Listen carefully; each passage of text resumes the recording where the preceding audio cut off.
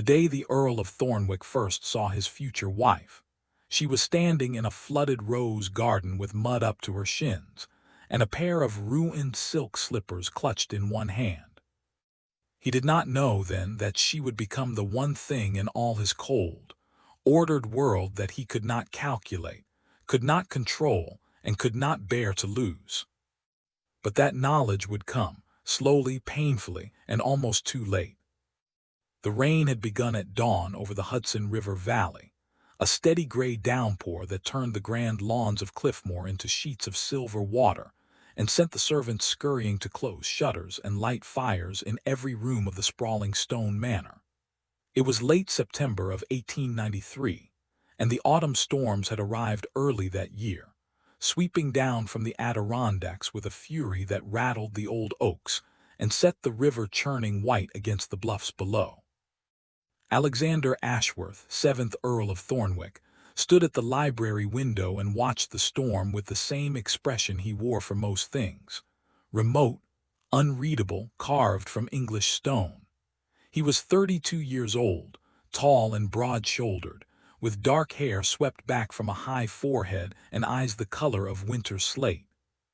He had been in America for exactly 11 months, and he disliked nearly everything about it: the humidity, the informality, the way American businessmen clapped him on the shoulder as though they were old friends, the relentless optimism that seemed to infect every conversation like a low-grade fever. But he had not come to America for pleasure. He had come because his family's shipping empire was bleeding money, because his late father had made a series of catastrophic investments in South American railways, and because the only man willing to save Thornwick shipping from ruin was a man named Cornelius Van der Meer, an American industrialist with more money than God and a single, non-negotiable condition attached to his rescue. That condition was currently standing in the flooded rose garden. Alexander's jaw tightened as he watched her. She was too far away for him to make out her features clearly, but he could see the general impression: a slight figure in a dark blue walking dress, golden brown hair coming loose from its pins in the rain, no hat, no parasol, no apparent concern for the fact that she was ruining her clothing in front of the entire household staff. "Sir," the voice came from behind him. His valet, Simmons, had appeared in the doorway. "Miss Van der Meer has arrived." "I can see that," Alexander said, his tone flat. "She appears to be wadding." Simmons cleared his throat delicately. "There was a mishap with the carriage. A wheel came loose on the drive. Miss Van der Meer elected to walk the remaining distance rather than wait for the storm to pass." "Of course she did." He did not sigh. The Earl of Thornwick did not sigh, but something in his chest tightened, a familiar sensation that he had learned to recognize over the past 11 months as the particular strain of enduring circumstances he would never have chosen. He had not wanted a wife. He had certainly not wanted an American wife. And he had most emphatically not wanted a wife acquired through what amounted to a business transaction, a merger of bloodlines and balance sheets that would save his family's legacy while enriching hers. But wanting had ceased to matter the moment he had read the letter from his family's solicitors in London, the one that laid out in stark, unemotional terms exactly how much debt Thornwick Shipping had accumulated. The number had been so large that he had read it 3 times, certain there must be some mistake. There had been no mistake. And so here he was, in a country he disliked, preparing to marry a woman he had never met, because Cornelius Van der Meer had made it abundantly clear that his investment came with strings attached. Strings named Alara. The library door opened properly, and his housekeeper, Mrs. Finch, entered, her face carefully composed in that particular expression servants wore when they were about to deliver news they knew their master would not enjoy. "My lord, Miss Van der Meer is being shown to her rooms. She asked me to convey her apologies for her appearance, and to say that she looks forward to making your acquaintance at dinner." Did she? Alexander said. It was not a question. She also asked me to tell you that the roses in the east garden are planted too close together, and will develop black spot by spring if they are not thinned. Alexander turned from the window. For the first time, something flickered in his gray eyes, not warmth, not interest, but a faint crack in the ice. She was in the rose garden for less than 5 minutes. Yes, my lord. And she has already diagnosed a horticultural problem. It would appear so, my lord. He said nothing for a long moment. Then very quietly he said, I see. And though he did not know it yet, that was the first crack. Small, almost imperceptible, but a crack nonetheless in the careful fortress he had built around himself over 32 years of duty, disappointment, and the cold inheritance of an ancient title. The first crack, through which something entirely unexpected would eventually grow. Alara van der Meer stood in the middle of her assigned bedroom, a vast chamber of pale blue silk and dark mahogany, with windows that overlooked the Hudson River far below, and tried very hard not to laugh. Not because anything was funny. Nothing was funny. She was soaked to the skin, her best traveling dress was ruined, her hair had come completely undone and was dripping river water onto an undoubtedly priceless Persian carpet. And somewhere in this enormous house was the man she was supposed to marry, a man who had apparently watched her entire, undignified arrival from the library window, without once thinking to send someone with an umbrella.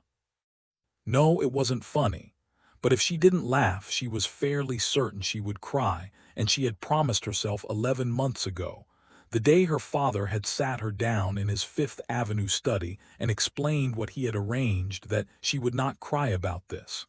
Not once, not a single tear. She had kept that promise so far. It had not been easy. Miss, the maid who had been assigned to her, a young woman with kind brown eyes and an Irish accent, was hovering by the wardrobe. I've laid out the rose silk for dinner. Mrs. Finch said the Earl prefers formal dress in the evenings.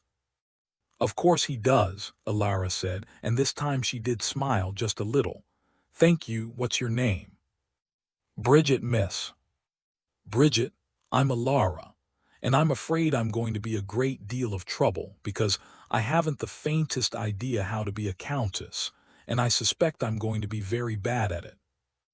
Bridget's eyes widened and then, cautiously, she smiled back. I'm sure you'll do fine, miss. I admire your optimism. Alara turned to the window, watching the storm sweep across the river. The rain was beginning to ease, the clouds breaking apart to reveal slivers of pale gold sky. Is he very terrible, the Earl, I mean? You can be honest. I won't repeat anything. Bridget hesitated. He's very proper, miss. Proper? Alara nodded slowly. That's what everyone says. My father says he's a man of impeccable character. My mother says he's a true English gentleman, which I've learned to interpret as cold as a marble statue and about as likely to express human emotion. Bridget made a small choking sound that might have been a laugh, quickly suppressed. It's all right, Alara said. I've had 11 months to prepare myself. I know exactly what this marriage is. It's a contract, a merger. My father gets a title for his grandchildren and the Earl gets enough money to keep his ships afloat. No one expects love. No one expects warmth. I am to be a countess, which means I am to be decorative, well-mannered, and silent. She paused. I'm very bad at all three of those things. This time Bridget definitely laughed, then clapped a hand over her mouth in horror. It's all right, Alara said again, turning from the window with a sudden, bright smile that did not quite reach her eyes. I gave up on being what anyone expected a long time ago. Let's see this rose silk, shall we? Perhaps I can at least look the part, even if I can't play it. But as she allowed Bridget to help her out of her ruined traveling dress, as she submitted to the careful arranging of her hair and the lacing of the rose silk gown, she felt the familiar tightness in her chest. The one that had lived there since she was 12 years old, when she had first understood that being Cornelius van der Meer's daughter meant being a commodity, a piece on a chess board, a thing to be traded for advantage. She had thought once that she might escape it. She had been wrong. And now she was here at Cliffmore, preparing to meet the man who had purchased her future. Outside, the storm was passing, but inside, Alara had the distinct feeling that the real storm had not yet begun. Dinner was served in a dining room that could have comfortably seated 40 people. Tonight, it seated 2. Alexander was already standing by the fireplace when Alara entered, one hand resting on the marble mantel, his expression carefully neutral. He had changed into evening dress, black coat, white cravat, the whole austere uniform of the English aristocracy, and he looked exactly as she had imagined he would. Cold, handsome in a severe sort of way, completely unapproachable. She curtsied. She had practiced the movement for 3 months with a tutor her father had hired, a terrifying Frenchwoman who had smacked Alara's knuckles with a fan every time her posture slipped. Her curtsy was now flawless. "Lord Thornwick," she said, "thank you for receiving me." "I trust your journey was comfortable," he said. It was not a question. It was barely even a pleasantry. It was a sound shaped into words that meant nothing at all. "The carriage ride was comfortable," Alara said. "The walk through the rose garden was somewhat damper." Something flickered in his eyes, that same faint crack she had not been present to see in the library. "I apologize for the mishap with the carriage. It will not happen again." "I'm not complaining. I learned a great deal about your roses in a very short time." "Yes, Mrs. Finch mentioned." He paused. "You believe they are planted too close together." "I know they are. The center bed is overcrowded and the drainage is poor. That's why the water pooled the way it did. Roses don't like wet feet." She met his gaze directly, and for the first time she really looked at him, not at the title, not at the cold reputation, but at the man. He was older than she had expected, the faint lines around his eyes suggesting years of something that was not quite laughter. His gray eyes were guarded, watchful but not unkind. Just distant, as though he were observing the world from very far away. "I will have the gardener see to it," he said. "The gardener is the one who planted them that way." A pause, then so faintly she almost missed it, the corner of his mouth twitched. "You are very direct, Miss Van der Meer." "I'm an American, my lord. We're known for it." "So I have been told." He gestured toward the table where the first course was already laid. "Shall we?" They sat at opposite ends of the long table, which felt faintly ridiculous. She had to practically shout to be heard, and the distance made conversation feel like a diplomatic negotiation between warring nations. The food was excellent, the wine was French, and the silence between them stretched like a living thing. Halfway through the fish course, Alara set down her fork. "My lord," she said, "may I speak plainly?" "You appear to do so, as a general rule." "I'm going to take that as a yes." She folded her hands in her lap. "I know why we're here. I know the terms of the agreement between you and my father. I know that this marriage is a condition of his investment in your shipping company. I am not under any illusions about what this is or what it means." Alexander's expression did not change. "Go on." "I am prepared to fulfill my part of the arrangement. I will be a countess. I will manage your household. I will host your dinners. I will smile at your business associates, and I will give you heirs if that is required. I will not embarrass you. I will not interfere in your affairs, and I will not make demands on your time or your attention beyond what is strictly necessary for appearances." She delivered the speech exactly as she had rehearsed it, in a calm, steady voice, with no trace of the emotion that churned beneath the surface. It was a business proposal. That was all. That was all this was. Alexander studied her for a long moment. Then he set down his own fork with a quiet, precise click. "That is a very thorough list of what you will not do," he said. "What precisely will you do?" "I don't understand the question." "What do you want, Miss Van der Meer, from this arrangement, from this life? What is it that you want?" The question caught her completely off guard. No one had asked her what she wanted. Not her father, not her mother, not the French etiquette tutor, not the lawyers who had drawn up the marriage contract. She had been told what was expected of her, what was required of her, what she must do and be and become. But no one, not one single person in 11 months, had asked her what she wanted. She opened her mouth to give the practiced answer, the one about duty and family and honor. And then, without quite knowing why, she told the truth instead. "I want a greenhouse," she said. Alexander blinked. "I beg your pardon." "A greenhouse. A proper one with glass walls and a stove for winter heat. Your estate has 50 acres of gardens and not a single greenhouse. I checked." She lifted her chin. "I know a great deal about plants, my lord. It's the one thing I'm genuinely good at. I can name every rose variety in your east garden. I can tell you why your elms are showing signs of blight, and I can grow orchids that would make the Queen of England weep with envy. If I'm going to be trapped in this arrangement for the rest of my natural life, I want a greenhouse." The silence that followed was long and very strange. And then Alexander Ashworth, 7th Earl of Thornwick, did something that no one in his household had seen him do in the 11 months since his arrival in America. He laughed. It was a small laugh, rusty with disuse, as though the mechanism had not been operated in some time. But it was unmistakably, genuinely, a laugh.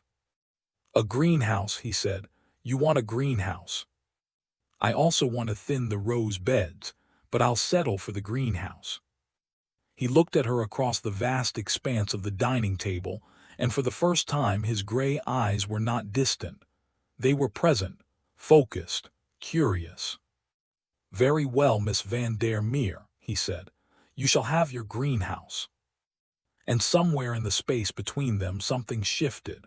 Not love, not even warmth exactly, but the first tentative recognition of two people who had both, in their own ways, been trapped by circumstances they had not chosen.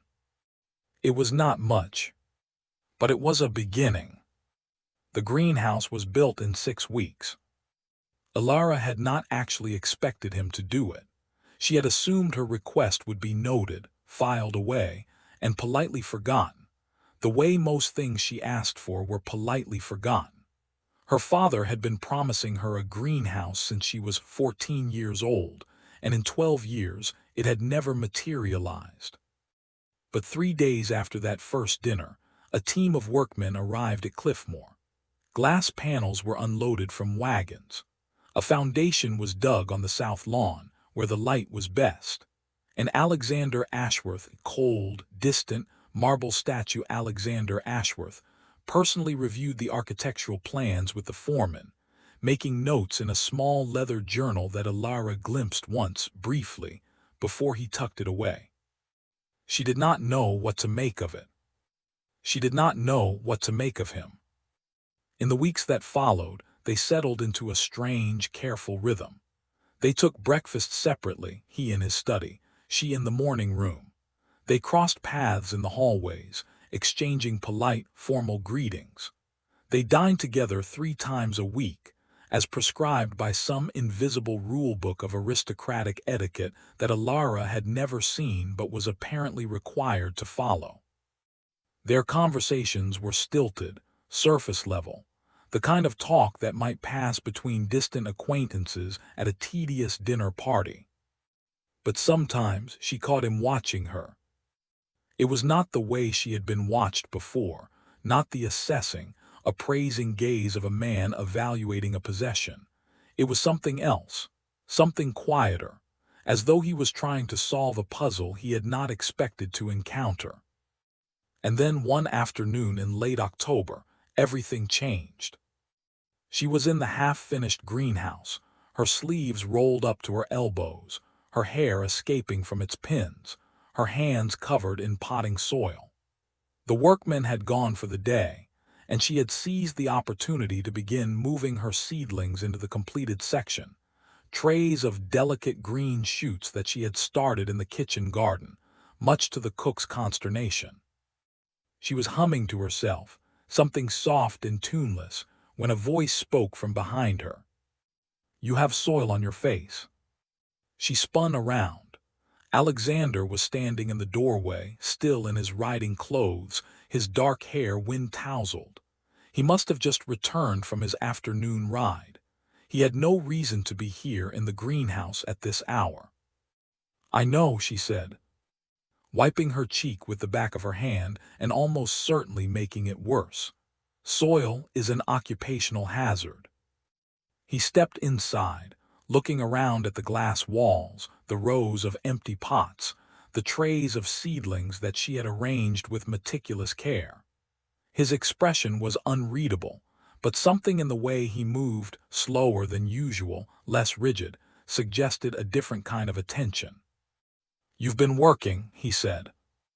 "I've been working for weeks. The greenhouse won't fill itself." She gestured at the seedlings. "These are camellias. They're temperamental. If I don't get them into proper soil before the first frost, they'll die." "You know a great deal about plants." "I told you, it's the one thing I'm good at." He was quiet for a moment, studying the tray of camellia seedlings as though they might contain some secret he was trying to decipher. Then he said, very quietly, "That is not the only thing you are good at." Elara went still. "Mrs. Finch tells me you've reorganized the entire household staff schedule," he continued, still not looking at her. "The cook says you've planned the menus for the next month and saved 17% on the food budget. My steward informs me that you've identified 3 separate accounting errors in the estate books that he missed." He paused. "You've been here 6 weeks, and you've already accomplished more than I have in a year." "That's not true," Elara said. "You built me a greenhouse." "Which you asked for. I merely wrote a check." Finally, he looked at her. His gray eyes were unreadable, but his voice was different, lower, rougher, less guarded. "I have not been. Easy to know. I am aware of that. I have been told many times that I am cold." "Who told you that?" "My mother, my tutors, every woman I have ever been expected to court." A ghost of something that was not quite humor crossed his face. "I am not good with people, Miss Van der Meer. I never have been. I know how to manage a business. I know how to run an estate. I do not know how to—" He stopped. "How to what?" Elara asked softly. "Be a husband," he said, "to anyone." The confession hung in the air between them, raw and unexpected. Outside, the wind rattled the glass panels. Inside, the afternoon light slanted golden through the half-built roof, catching the dust motes that floated in the still air. Elara set down her trowel. She wiped her hands on her apron, which was already filthy, and took a step toward him. "I don't know how to be a wife," she said. "I've never done it before. I spent 11 months being trained by a woman who hit me with a fan every time I slouched, and I still don't know which fork to use for the fish course. But I don't think that's what being a wife actually is." "What is it then?" "I don't know yet." She met his eyes. "But I think we might figure it out together, if you're willing to try." He looked at her for a long moment, really looked, the way he had not looked at her before, and something in his face shifted, softened, opened. "I am willing," he said. And that was the second crack. The weeks that followed were strange and fragile, like the first green shoots of Elara's camellias pushing up through dark soil. Neither of them quite knew what they were doing. Neither of them quite trusted the ground they were standing on. But something had changed between them. A door that had been firmly shut was now, if not open, at least ajar. They began taking breakfast together. At first it was stilted, formal, full of careful silences. But gradually, slowly, those silences began to fill. Alexander told her about Thornwick shipping, about the weight of inheriting a failing business at 25, about the long, desperate years of trying to save something that seemed determined to sink. Alara told him about growing up as Cornelius van der Meer's daughter, about the tutors and the expectations, and the endless, exhausting performance of being a perfect young lady, when all she had ever wanted was to dig in the dirt and make things grow. "Why plants?" he asked her one morning over toast and tea. "Of all the things you could have chosen, why plants?" She considered the question carefully before answering. "Plants don't lie," she said. "They don't pretend. A rose doesn't try to be anything other than a rose.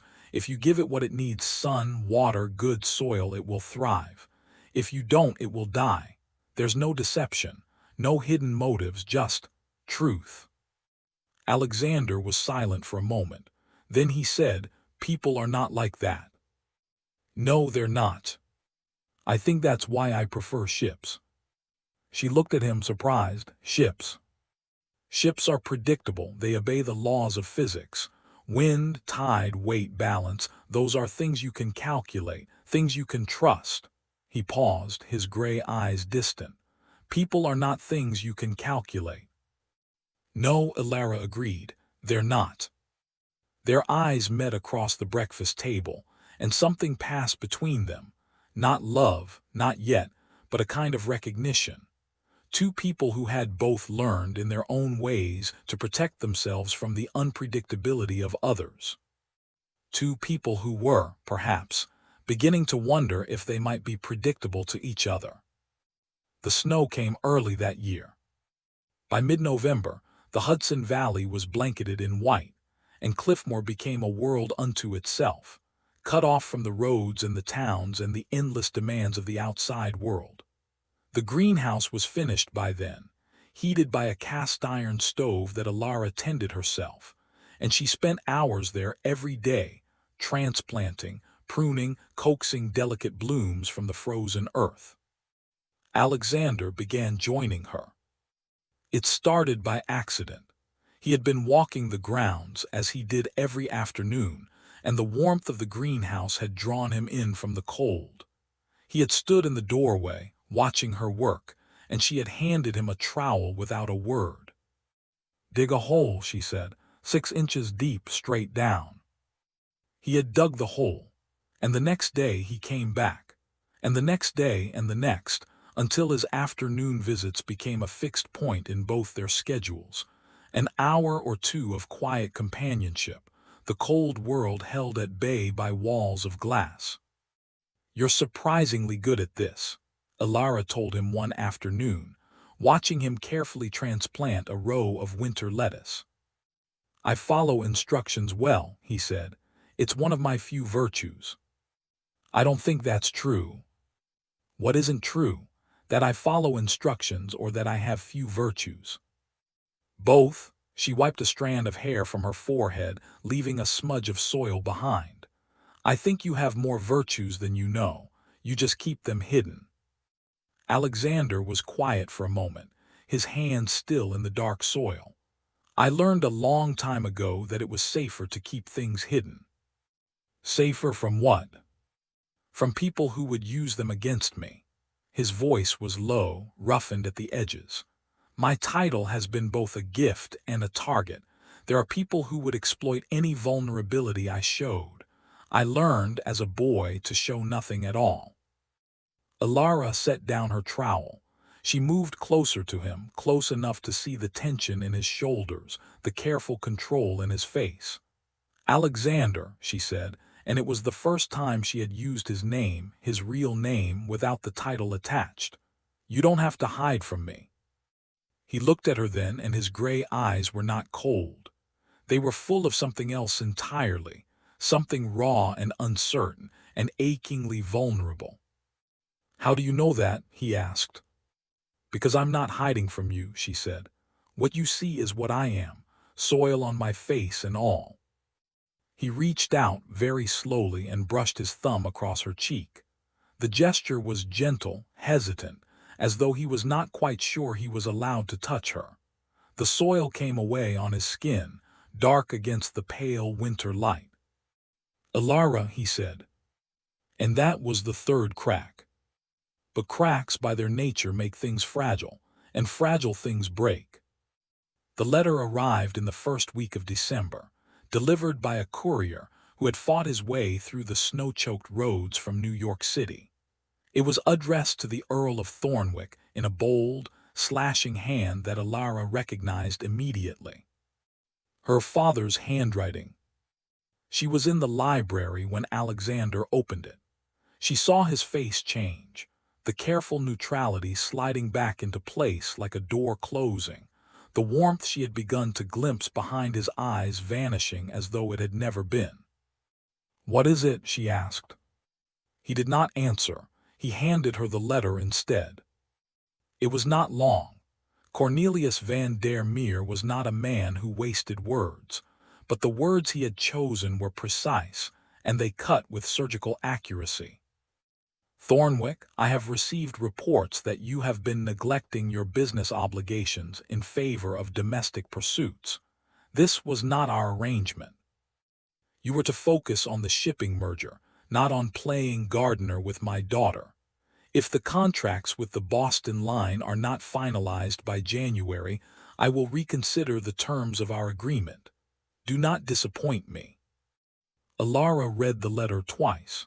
Then she set it down on the desk, very carefully, as though it might shatter if she moved too fast. "He has someone watching us," she said. Her voice was steady, but her hands were trembling. "Someone in the household, reporting back to him." "Yes. That's why he knows. About the greenhouse. About the time you've been spending with me." "Yes." She looked up at Alexander. His face was carved from stone, exactly as it had been on that first day, when she had stood in the flooded rose garden and he had watched from the window. All the warmth, all the progress, all the fragile green shoots of something that might have grown, gone. "You're going to pull away," she said. It was not a question. "I have no choice." His voice was flat, dead, utterly without inflection. "Your father holds the fate of my family's legacy in his hands. If he withdraws his investment, Thornwick Shipping will collapse. My estates in England will be sold. My tenants will lose their livelihoods. Everything my ancestors built, everything I have spent my life trying to preserve, gone. I cannot risk that, not for anything. Not for anything." The words hit her like a blow. She did not flinch. She had learned long ago not to flinch. "I understand," she said. And she did. She understood perfectly. She was, after all, the daughter of Cornelius van der Meer. She had been raised to understand that business came first. That profit mattered more than people. That love, if such a thing even existed, was a luxury that the wealthy could not afford. She had just let herself forget for a little while. "I will return to New York," Alexander said. He was not looking at her. "Tomorrow. I will finalize the contracts with the Boston line. I will do whatever your father requires, and I will not return to Cliffmore until the merger is complete." "How long will that take?" "I don't know. Several months, perhaps." Several months. The words hung in the air between them. By the time he returned, spring would have come. The camellias would be blooming. The greenhouse would be full of color and life and growth. And whatever had begun to grow between them would be dead. "Then I will remain here," Alara said. Her voice was calm, quiet, perfectly composed. "Someone needs to look after the greenhouse." Alexander turned away. She could not see his face, but she saw his shoulders, the tension in them, the rigid line of his spine, the way his hands curled into fists at his sides. "Alara," he said. "Yes." For a long moment he said nothing, and then very quietly he said, "I am sorry." She waited for him to say more, to offer some explanation, some comfort, some acknowledgement of what they had been building together. But he said nothing else. He simply stood there, his back to her, as cold and distant as the winter sky outside the library windows. "Safe travels, my lord," Alara said. And she left him there, alone in the library, with her father's letter still lying on the desk between them. The months that followed were the longest of Alara's life. She did as she had promised. She stayed at Cliffmore. She tended the greenhouse. She managed the household, reviewed the accounts, planned the menus, wrote the correspondence. She performed the role of countess-in-waiting with flawless precision, and no one who saw her would have guessed that anything was wrong. But inside she was crumbling. The silence was the worst part. Alexander had written to her exactly twice since his departure, brief, formal letters that read like business correspondence. No warmth, no affection, no acknowledgement of anything that had passed between them. Just the cold recitation of facts. The contracts were proceeding, the Boston line was cooperating, the merger was on track. She did not write back. What was there to say? She had told him that day in the greenhouse that he did not have to hide from her, but he had chosen to hide anyway. He had chosen the business, the merger, the approval of her father over her. And she could not blame him. She understood the stakes. She understood the weight of his responsibilities, the generations of obligation that rested on his shoulders. But understanding did not make it hurt less. By February, she had stopped hopping. She threw herself into the greenhouse instead.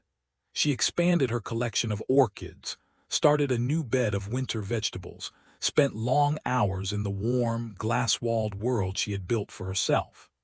The head gardener, a grizzled old Scotsman named MacDougall, became her unlikely ally and confidant, the only person in the household who treated her as herself rather than as the future Countess of Thornwick.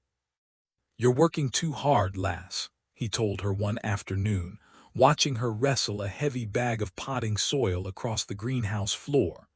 "You'll wear yourself out." "I'm fine," Alara said, which was what she always said. "You're not fine, you're heartbroken. There's a difference." She stopped. The bag of soil slipped from her fingers. "I am not heartbroken." MacDougall gave her a long, steady look. "I've been tending plants for 40 years, he said. "I know when something's been starved of what it needs. You've got the look of a plant that's been left too long in the cold." "I'm not a plant." "No, plants are easier." He shook his head. "That man's a fool if you don't mind my saying so." "He's not a fool. He's doing what he has to do." "Is he, or is he just too scared to do what he wants to do?" Alara had no answer to that. She turned away, picked up the bag of soil, and continued her work. But MacDougall's words stayed with her, burrowing into her mind like seeds into earth. Too scared to do what he wants to do. Was that what this was? Not duty, not obligation, but fear. She did not know. She might never know. And then in March, everything changed again. The visitor arrived on a cold, gray afternoon, when the snow was just beginning to melt, and the first tentative shoots of spring were pushing up through the frozen ground. Alara was in the greenhouse, as she always was, when Bridget came running across the lawn, her skirts hiked up, her face flushed with exertion. "Miss Alara," she gasped, bursting through the door. "There's a gentleman at the house. He's asking for you, says he's an old friend." Alara set down her trowel, frowning. "An old friend who?" "I don't know, miss. He's very handsome, dark hair, American accent. He gave his name as Mr. James Calloway." The name hit Alara like a physical force. She had not heard it in 7 years. She had not expected to hear it ever again. James Calloway. The man she had loved once. The man she had planned to marry before her father had intervened. The man who had walked away without a backward glance when Cornelius van der Meer had made it clear that his daughter was destined for greater things than a young architect with no fortune and no connections. "Tell him I'm not receiving visitors," Alara said, her voice sharper than she intended. "He said you'd say that, miss. He also said to give you this." Bridget held out a small, folded piece of paper. Alara took it with hands that were not quite steady and unfolded it. I need to speak with you. It's about Thornwick and your father, and something you need to know before it's too late. She stared at the words for a long moment. Then she crumpled the note in her fist. Show him to the small parlor, she said. I'll be there in 10 minutes. James Calloway had changed in 7 years. He was still handsome, perhaps more handsome than he had been at 22. His features settled into the confidence of early middle age. He was dressed well, in a tailored suit that spoke of success and money. His dark hair was longer than fashion dictated, swept back from a high forehead, and his brown eyes still held the warmth and humor that had once made her heart skip beats. But she was not the same girl who had loved him, and whatever she felt now, looking at him across the small parlor, it was not love. Alara, he rose as she entered, his face breaking into a smile. You look well. You should not be here, she said. My father made it very clear 7 years ago that you were not to contact me again. Your father is exactly why I'm here. The smile faded. Please, sit down. I have something to tell you and you're not going to like it. She sat. She did not offer him tea. Talk, she said. James took a deep breath.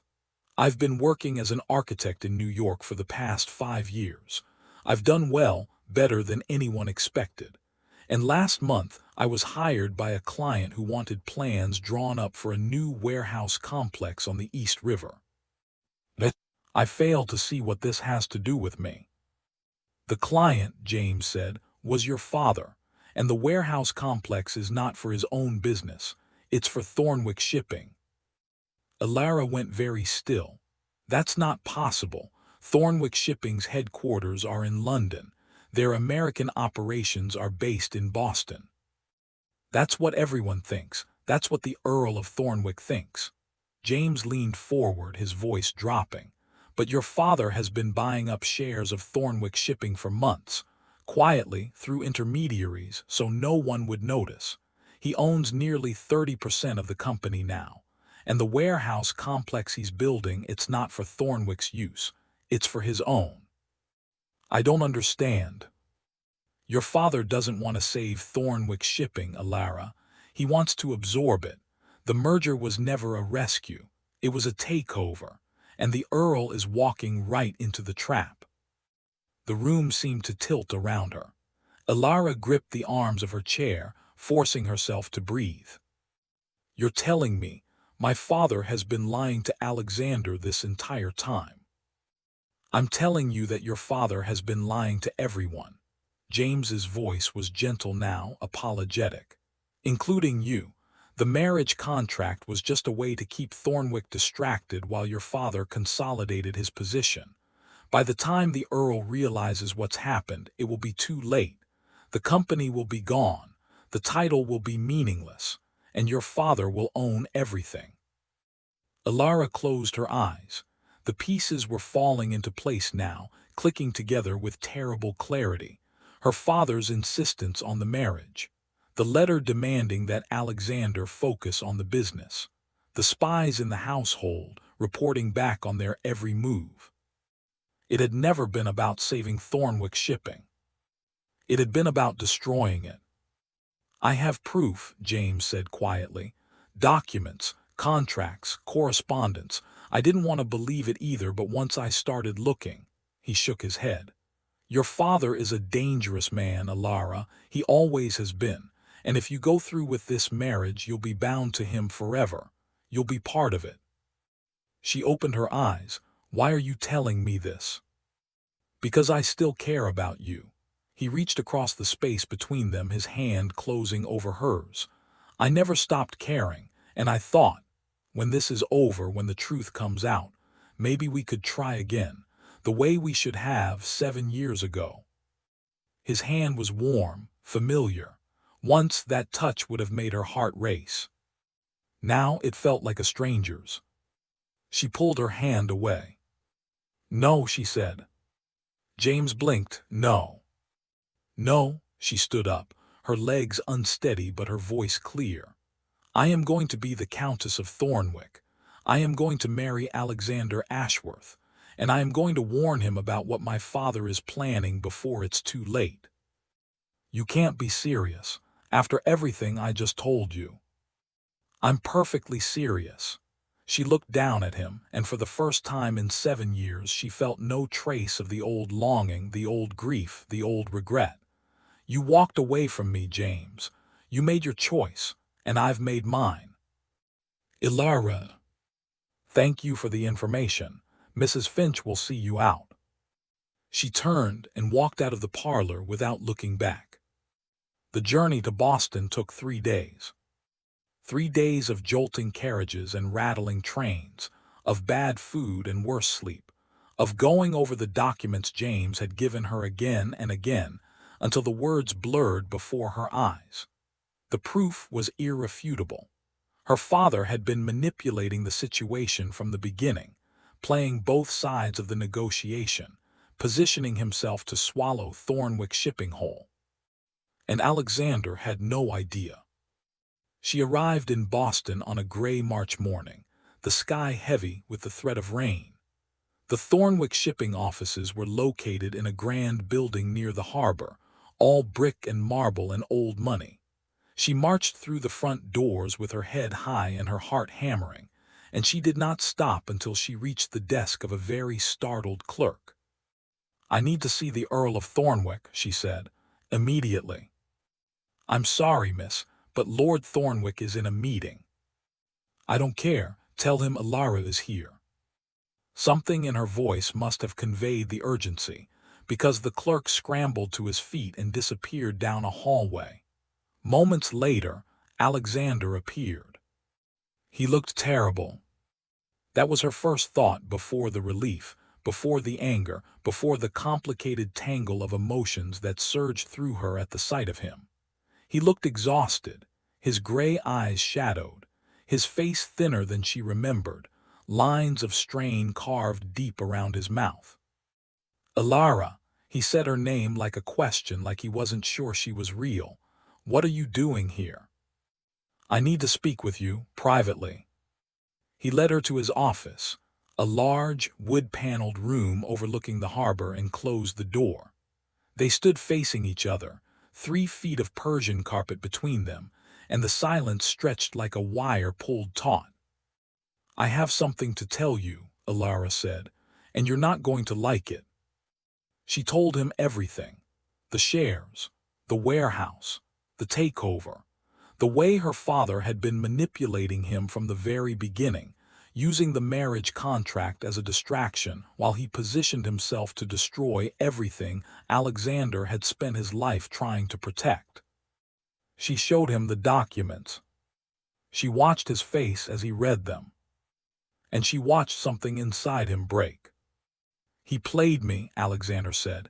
His voice was barely above a whisper. "All this time, he played me like a fool. You couldn't have known." "I should have known."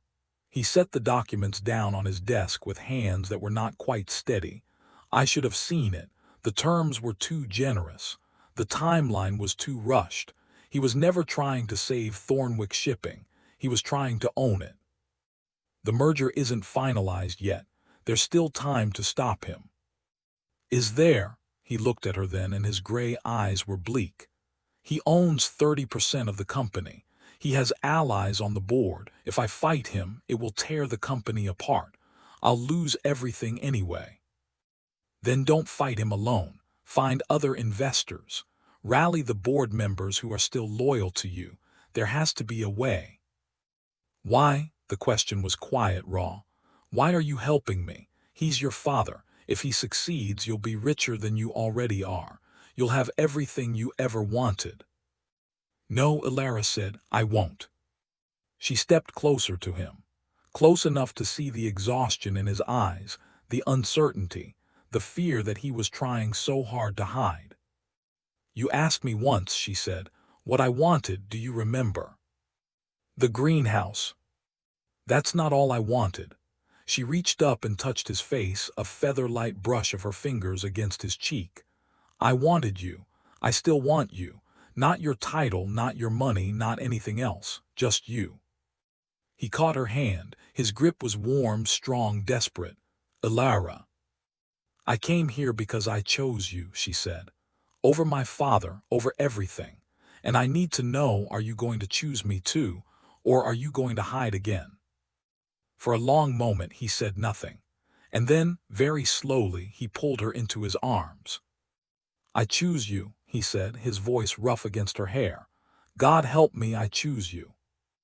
The weeks that followed were a blur of lawyers and board meetings, of frantic negotiations and late-night strategy sessions.